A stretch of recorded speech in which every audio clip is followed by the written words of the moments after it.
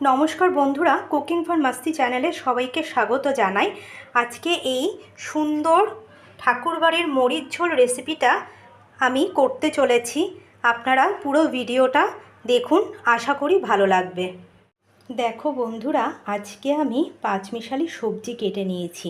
এখানে ঝিঙে আছে, বেগুন আছে, পটল আছে, আলু আছে, কুমড়ো আছে আর রাঙা আলু আছে।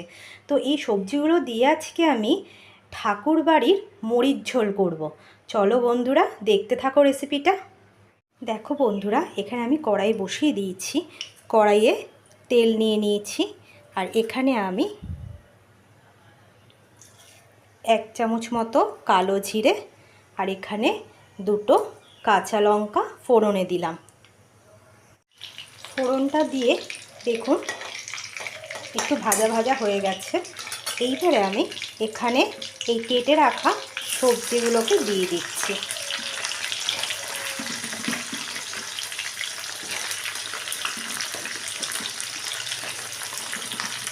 সবজিগুলো আমি আগে থেকেই কেটে ধুয়ে রেখেছিলাম।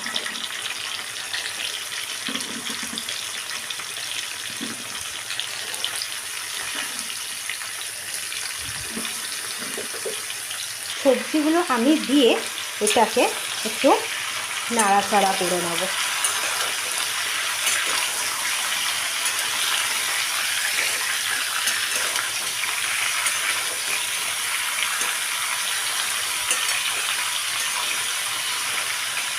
এটার মধ্যে আমি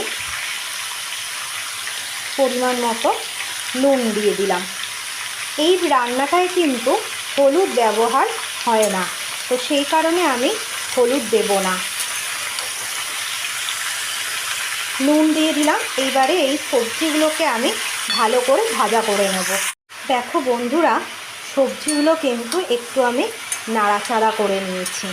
এইবারে আমি এইটার মধ্যে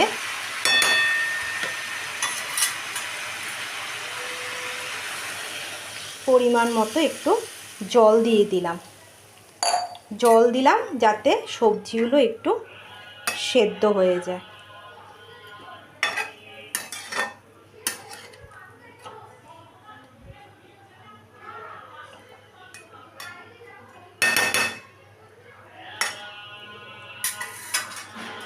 এইবারে আমি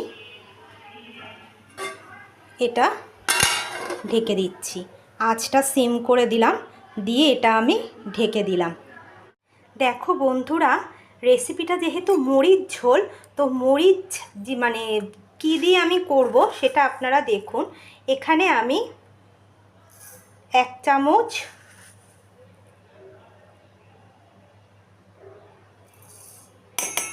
দু চামচ মতো কালো জিরে নিলাম আর এখানে 3টে কাঁচা লঙ্কা নিলাম। এটাকে আমি প্রথমে শুকনো অবস্থায় ভালো করে গুঁড়ো করে নেব। আমি এটা কিন্তু মিহিভাবে গুঁড়ো করে নিয়েছি। এইবারে এখানে আমি সামান্য একটু জল দিলাম, জল দিয়ে মিহি পেস্ট করে নিচ্ছি। দেখো বন্ধুরা, আমি এখানে কিন্তু ওই কালো জিরেটাকে ভালো করে মিহি করে বেটে নিয়েছি। এইবারে আমি এখানে একটু দুধ নিয়েছি, দুধটা এটার সাথে একটু মিশিয়ে দিলাম, দিয়ে এটাকে ভালো করে মিশিয়ে নিচ্ছি। এইবারে এটা আমি তরকারির মধ্যে দেব। আর এখানে তরকারিটা দেখুন ভালো করে ফুটছে, ভালো করে এটা সেদ্ধ হোক।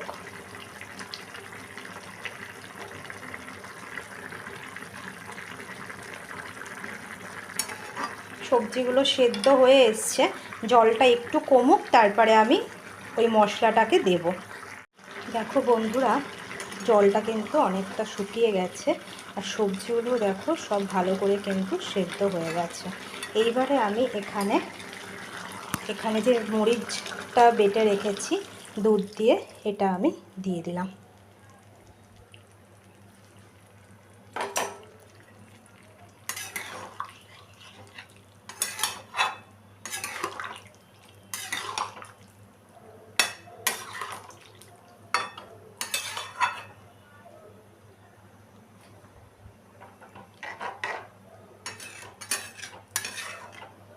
ভালো করে আমি নাড়া দিয়ে দিলাম।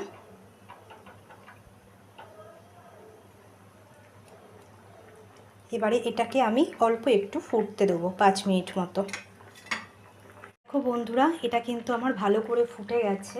এখানে আমি আরেকটু সামান্য নুন দিলাম আর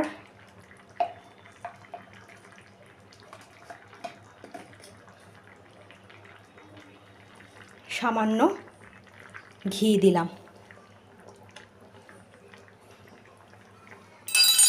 দিয়ে ভালো করে আমি এটাকে মিশিয়ে নিচ্ছি।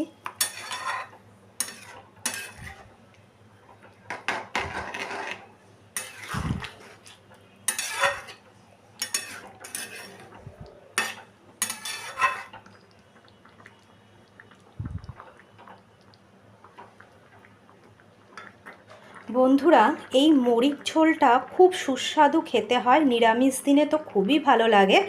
আর আপনারা যারা ইউটিউব থেকে দেখছেন তারা পেজটাকে সাবস্ক্রাইব করে দেবেন, আর যারা ফেসবুক থেকে দেখছেন তারা লাইক করে শেয়ার করে ফলো করে দেবেন।